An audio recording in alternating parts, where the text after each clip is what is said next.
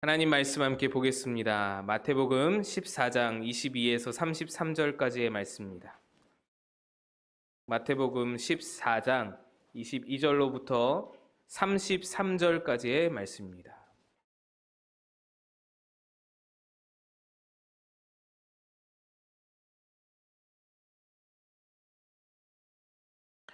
우리 한 절씩 교독하겠습니다. 제가 먼저 읽겠습니다. 예수께서 즉시 제자들을 재촉하사 자기가 무리를 보내는 동안에 배를 타고 앞서 건너편으로 가게 하시고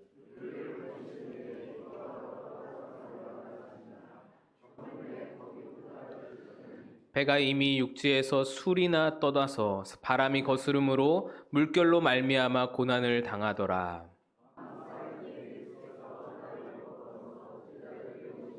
제자들이 그가 바다 위로 걸어오심을 보고 놀라 유령이라 하며 무서워하여 소리 지르거늘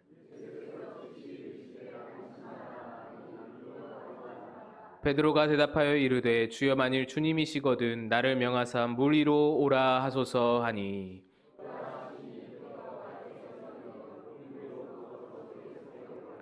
바람을 보고 무서워 빠져가는지라 소리질러 이르되 주여 나를 구원하소서 하니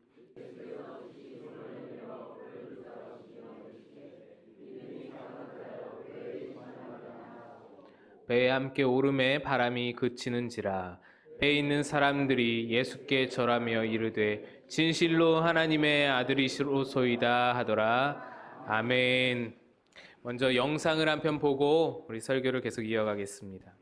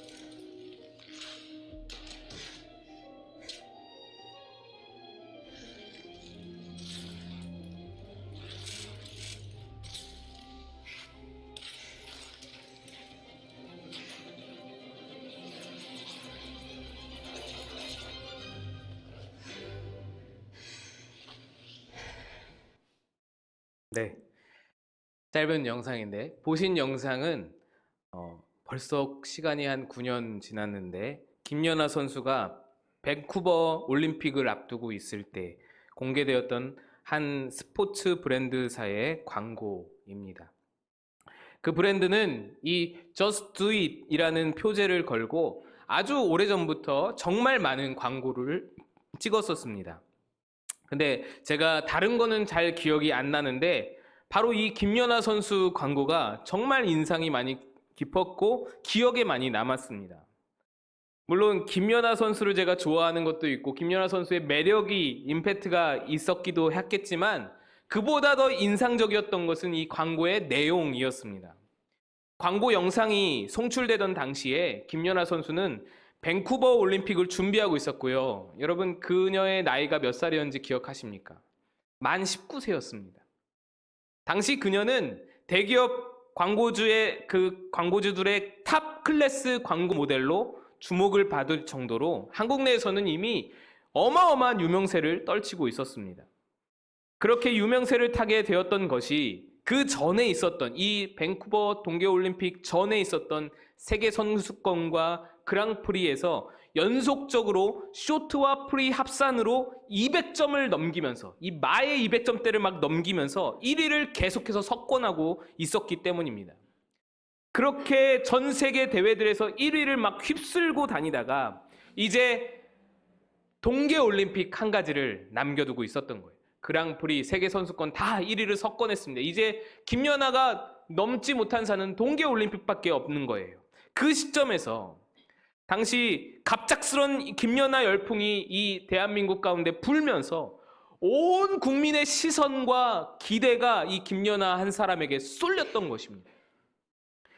그래서 사람들이 기대하는 것이 금메달은 따놓은 당상이고 당연한 것이고 200점을 또 넘겨야 할 것이며, 아니 이번에는 아예 세계 최고 신기록을 경신해야 한다, 이런 기대가 김연아 선수에게 마구 쏟아졌습니다.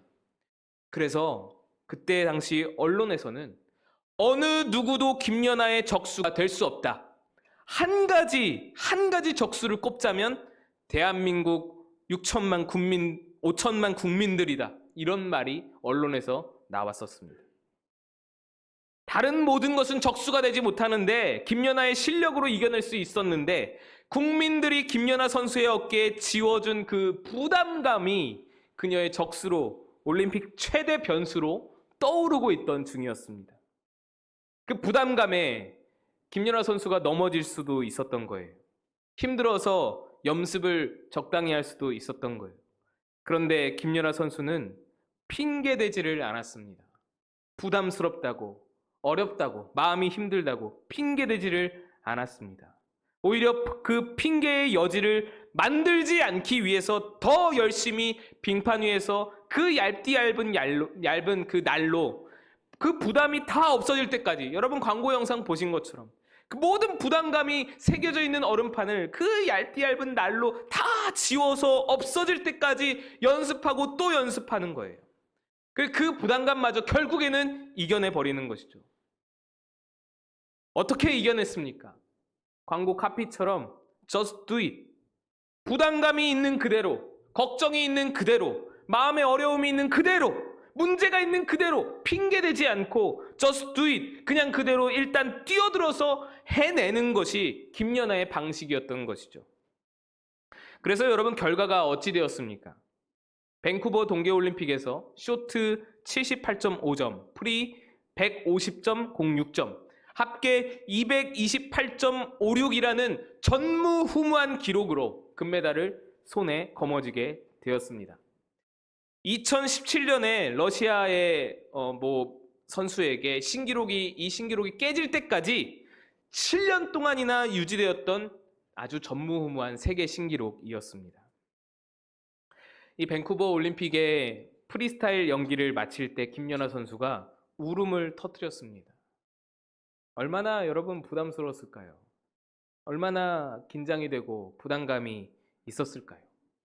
대한민국의 역사에 유례가 없는 피겨 스케이팅 금메달, 그것을 그 부담감을 아는 채로 빙상 위에서 스케이트 날로 모든 쏟아지는 언론의 기대와 국민들의 부담감을 하나하나 지워가며 연습해서 이제야 그 결과를 내었으니 자기 감정을 이제서야 막 드러내서 비치면서 우는 거예요. 그때 온 국민이요, 여러분도 아마 보시면서 울었을 겁니다. 김연아와 함께 감동의 눈물을 흘렸습니다. 2010년 그때. 그리고 저는 이 광고의 장면들이 오버랩 되면서 얼마나 큰 은혜를 받았는지 모릅니다. 아, 그렇구나. 세상의 사람들도 자신의 어떤 성취를 위하여서 부담감이 있지만, 걱정이 있지만, 근심과 염려가 있지만 그것을 다 어깨에 짊어지고 그대로 절대로 핑계대지 않고 just do it을 외치는구나. 나는 어떠한가? 영적으로 나는 어떠한가? 혹시 나는 이래저래 핑계대면서 주님께 just do it 하지 못하는 건 아닌가? 이 생각을 해보게 되었습니다. 오늘 본문은 예수께서 벳세다 평원에서 5,000명 넘는 사람을 오병이어로 먹이시고 12광주리로 남긴 기적이 있은 직후에, 그날 밤에서 다음날 새벽으로 넘어가던 그 새벽에 있었던 일이었습니다.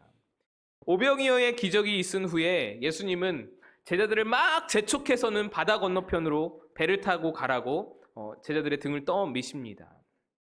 제자들을 먼저 보내신 이유가 오늘 본문에는 나오지 않지만 요한복음에 의하면 오병이어의 기적을 맛본 무리들이 예수님을 막 왕으로 삼자고 몰려들었기 때문에 그들을 피하기 위함이었던 것으로 보입니다. 그래서 예수님은 얼른 제자들을 건너편으로 재촉하여서 보내시고 무리들을 설득하신 후에 홀로 도망쳐서 산으로 가서 기도를 하십니다. 그렇게 등 떠밀려서 배에 오른 제자들이 예수님과 만나기로 한 곳은 건너편 벳세다였습니다. 거기서 만나서 이제 함께 예수님과 함께 가버나움으로 가자라고 계획을 하고 있었습니다. 벳세다는 갈릴리 호수가 이렇게 있으면은 이쪽 귀퉁이에 있는 곳이 벳세다인데, 이 벳세다를 통하여서 요단강이 유입이 됩니다. 갈릴리 호수로. 요단강이 유입되는 지역이기 때문에 같은 벳세다 지역이라도 강 이편과 강 저편으로 나뉘어져 있습니다. 그래서 이 예수님께서 강 이편에서 오병이어로 먹이신 후에 저편, 강 건너편에 가서 기다려라. 배를 거기다 대고 기다려라. 내가 기도하고 오겠다. 사람들을 보내고 오겠다. 라고 말씀하신 것입니다. 그리고 오늘 본문에 예수께서 산으로 올라가신 시간이 해 저물 때쯤이었으니까 제자들이 탄 배는 해가 저물기 이전에 이미 출발을 했었습니다. 갈릴리 바다라고 우리가 말하지만 사실 커다란 호수입니다. 그 폭이 아주 가장 넓은 곳을 측량해봐도 12km 정도밖에 되지 않습니다. 게다가 벳세다 평원에서 가버나움은 직선거리로 6, 7km 남짓의 거리입니다. 그 거리를 배를 타고 건너는 것입니다. 또 벳세다 건너편에 가서 기다리라 하셨으니 배 타고 뭐 1, 2분이면 도착할 그럴 거리였습니다. 근데 오늘 본문에 제자들이 바다 한가운데서 예수님을 만난 시간은 밤 사경이라고 기록하고 있습니다. 밤 사경은 지금 시간으로 새벽 3시에서 6시 사이를 의미하는데, 이 짧은 거리를 이동하기에는 너무 오래 걸린 것이죠. 해 저물기 전에 출발한 배가 아무리 적게 잡아도 10시간 이상을 호수 위에서 표류하고 있었던 것입니다. 10시간 동안 바다 한가운데서 제자들이 사투를 벌이고 있었습니다. 왜 그랬습니까? 여러분, 이 사람들이 왜 이 민물 호수인 갈릴리 호수를 바다라고 부르냐면, 크기도 크기이겠지만 호수치고는 풍랑이 굉장히 거셌기 때문입니다. 여러분이 알고 계시는 이 제자들과 예수님이 배를 타고 가다가 예수님이 배 고물에 주무시고 제자들이 풍랑에서 죽어가다가 예수님을 깨워서 구원 얻은 그런 이야기도 배경이 지중해가 아니고요, 어디 큰 바다가 아니고요, 태평양이 아니고 이 갈릴리 호수라는 이야기입니다. 호수에서 배가 뒤집힐 뻔했다라는 겁니다. 우리가 생각하는 호수는 춘천호수, 석천호수, 일산호수공원 뭐 이런 거잖아요. 오리배 둥둥 띄워놓고 막 이렇게 구르면서 오리배 타고 놀아도 전혀 위험하지가 않는, 그래서 그런 호수라면 오리배도 절대로 뒤집히지 않을 건데, 13명 이상의 승객이 승선한 배가, 그것도 고물과 갑판으로 나뉘어진 그런 커다란 배가 뒤집혀질까봐 무서워할 정도라는 이 호수라니, 이거 호수라고 부르기가 굉장히 애매한 것이죠. 실제로 갈릴리 호수의 사진들 중에서 부둣가에 파도가 치는 모습을 제가 본 일이 있습니다. 파도도 굉장히 높은 파도가 치는데, 이 갈릴리 호수가 이런 놀이 자꾸 일어나기 때문에, 풍랑이 자꾸 일어나기 때문에 바다라고 불린다라는 것입니다. 제자들은 몇 분이면 갈 거리를, 또 가버나움이라고 하더라도 몇 시간이면, 3시간이면 좋게 배 타고 나아갈 거리를 10시간 넘게 지금 헤매고 있었던 것입니다. 여러분, 이 바다 한가운데서 표류하는 이 제자들의 마음, 심정이 어떨지 한번 생각해 보면 좋겠습니다.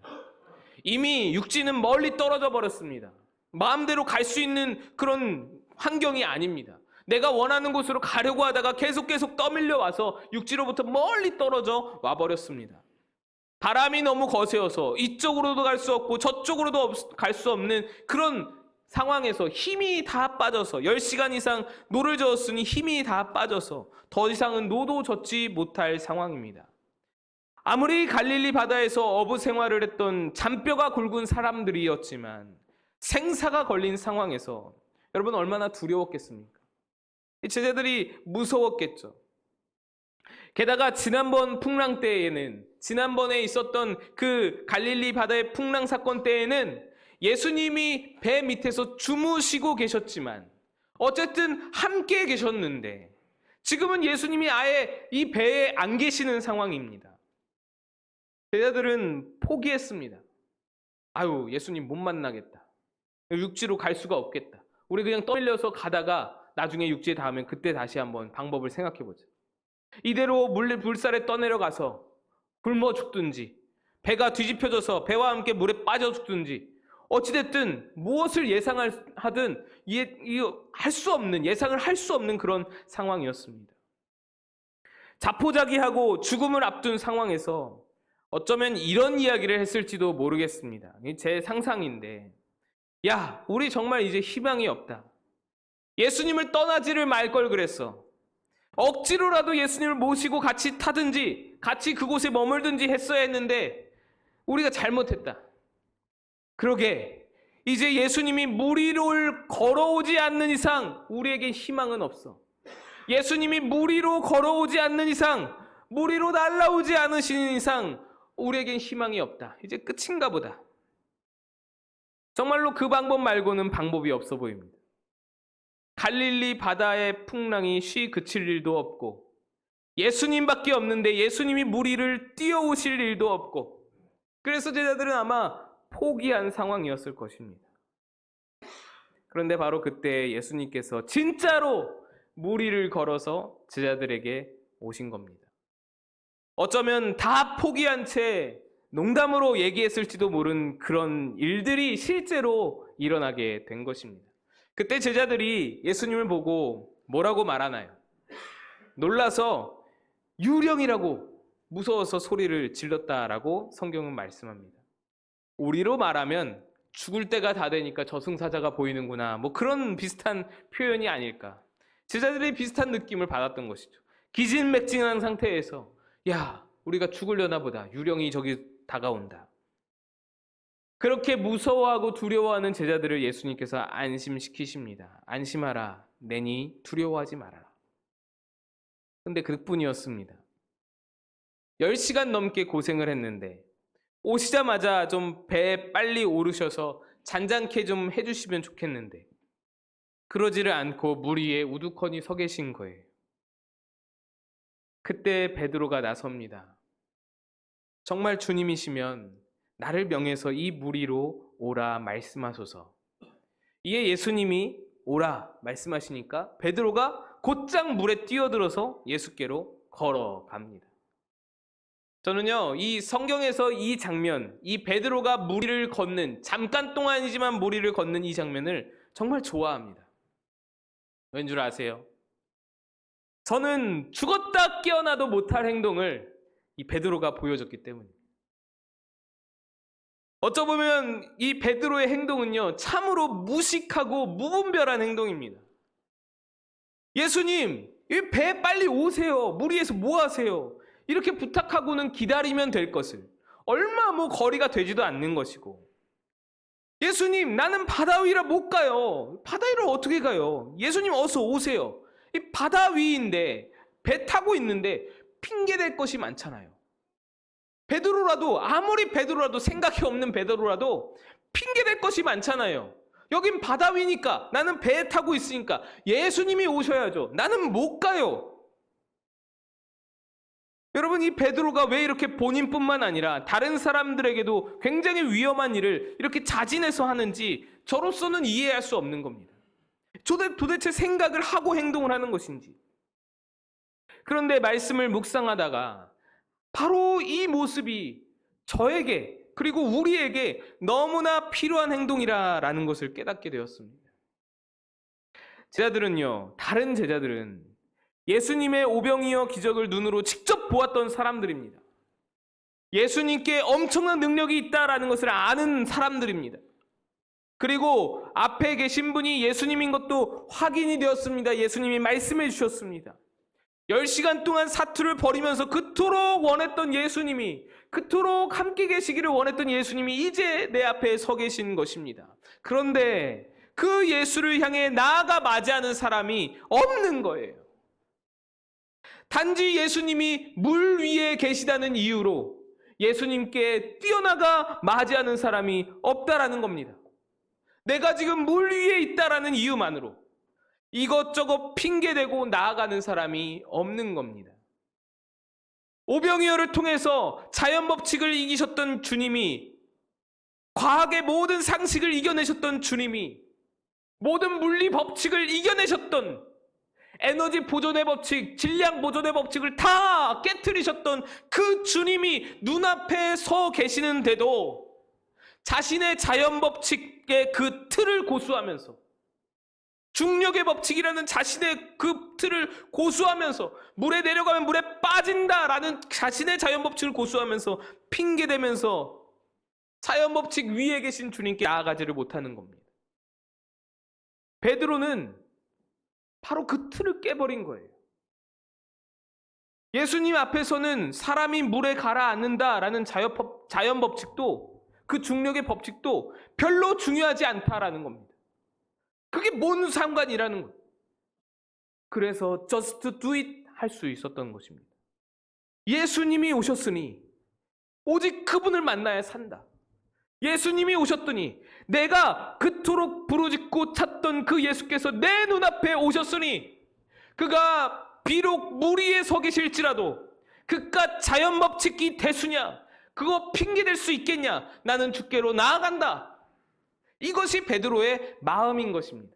just do it 하는 마음, 핑계대지 않는 마음.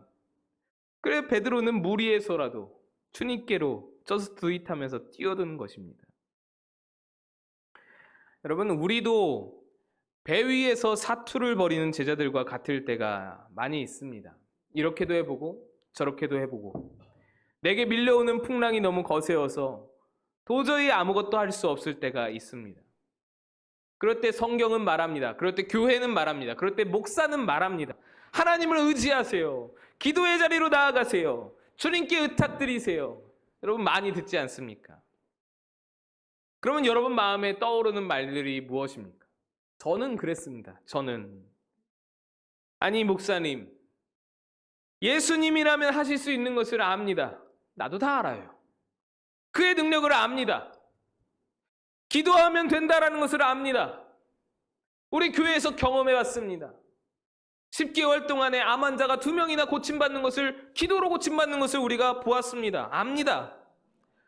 그런데 그 예수님께서 거센 풍랑을 잠잠케 하실 것을 알기는 알지만 나는 여기 좀 가만히 있고 싶으니, 나는 자연 법칙을 거슬러서 나아갈 용기가 없으니 예수님이 좀 오셔서 도와주시면 안 될까요?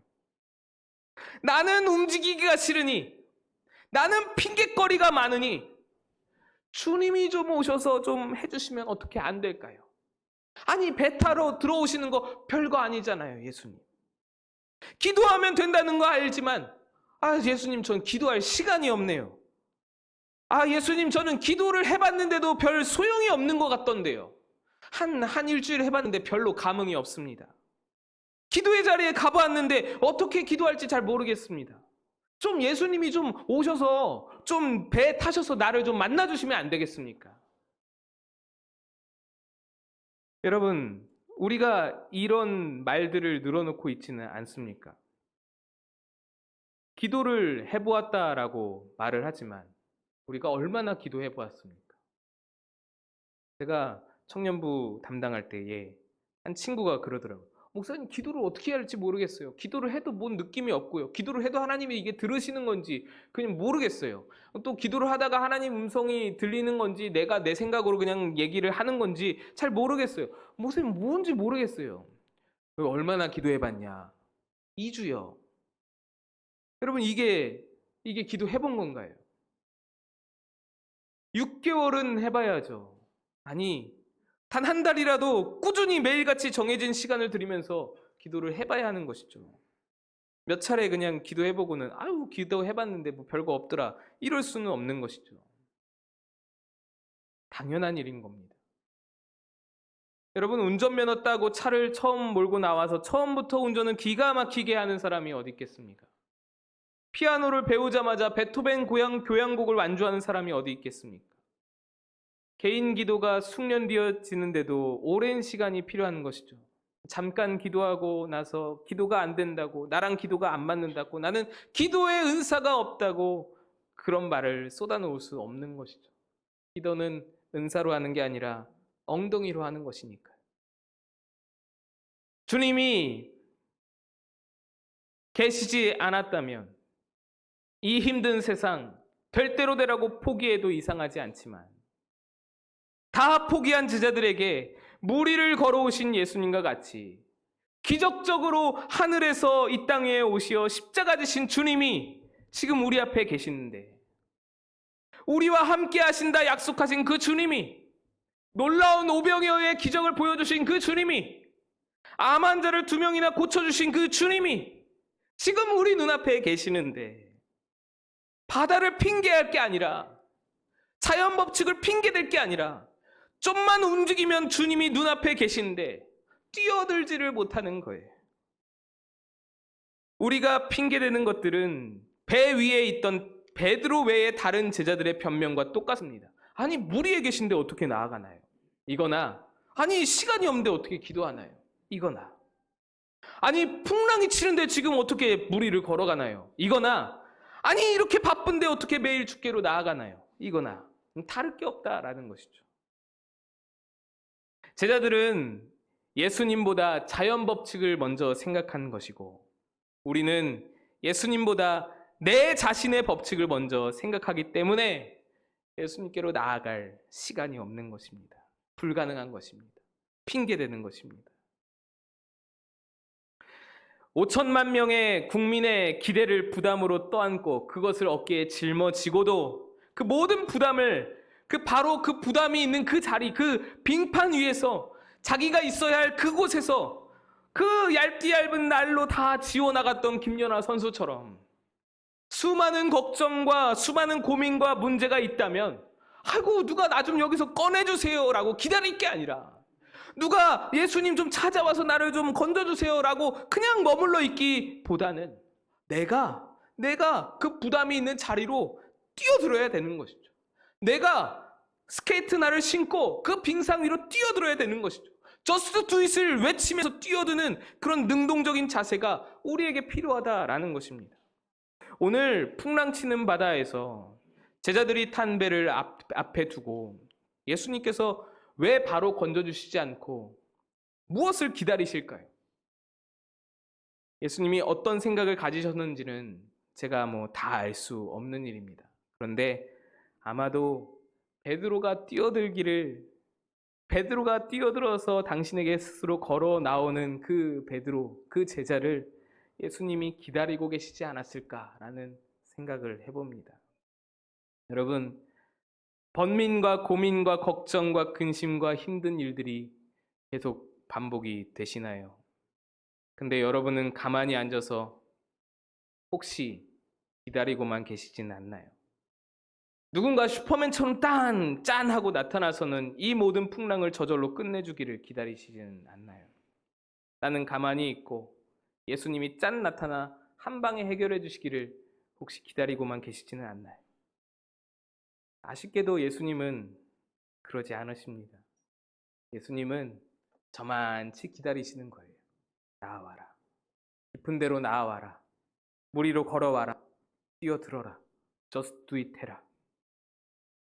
우리가 예수님을 향하여 몸을 틀고 한 발이라도 떼낼 때, 그때 예수님은 움직이실 것입니다.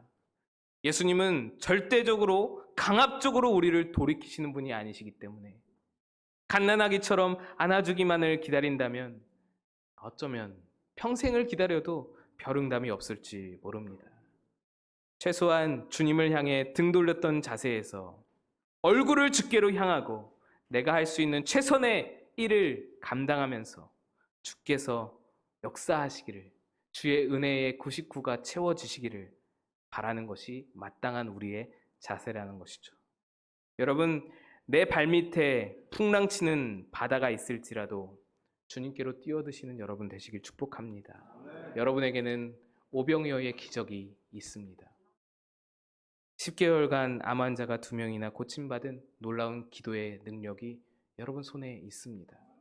그 능력을 가지고 주님을 향해서 just do it 하시는 그런 여러분, 그래서 그 모든 부담과 고민과 문제를 여러분의 기도로 이겨내고 승리하고 하나님께 영광 돌릴 수 있는 여러분, 핑계하지 말고 기도의 자리로, 말씀의 자리로, 예배의 자리로 나아가시는 여러분 되시기를 간절히 축복합니다. 함께 기도하겠습니다. 하나님 아버지,